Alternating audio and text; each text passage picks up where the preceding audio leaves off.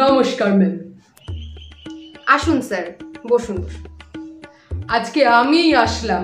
আসলে আমার মিসেস সকাল থেকে রেডি হচ্ছে পিটিএম এ আসবে বলে, কিন্তু রেডি হতে হতে দেখছি পিটিএম এর সময়টাই পার হয়ে যাচ্ছে, তার রেডি হওয়া আর শেষ হচ্ছে না। তাই জন্য আমিই চলে আসলাম, বললাম তুমি রেডি হতে থাকো, যদি সময় বেঁচে থাকে তাহলে সামনের বার পিটিএম এ তুমি যেও। তাই আমিই আসলাম ম্যাম। না না, ঠিক আছে, রিয়া মোটামুটি ভালোই করছে, আর একটু গাইড করলে আরো ভালো করতে পারবে। আপনারাও একটু দেখবেন, আসলে ওর মায়ের নজরটা আবার একটু মেকআপের দিকে বেশি, ওর দিকে কম, তো আপনারা একটু দেখবেন, ঠিক আছে ম্যাম? হ্যাঁ হ্যাঁ, অবশ্যই। আচ্ছা ম্যাম, এই যে এবারের এই অ্যাডমিশন ফিজটা, এই যে এতগুলো টাকা ম্যাম দিতে হবে, এইগুলো ম্যাম কিসের জন্য একটু বলুন তো।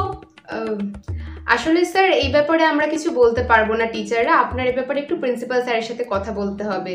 আসলে ভর্তির এই পেমেন্টগুলো বা ফিজগুলো এগুলো তো আমরা ঠিক করি না, এগুলো ওনারাই ঠিক করেন। ও, আপনারা জানেন না? তাহলে আপনারা জানেন কি? মজা করছিলাম ম্যাম। আচ্ছা ম্যাম, ঠিক আছে, তো এই ব্যাপারে আমি একটু প্রিন্সিপাল স্যারের সাথেই তাহলে কথা বলে দেখি আমাদের গরিবদের জন্য কি ব্যবস্থা আছে। না না স্যার, ঠিক আছে।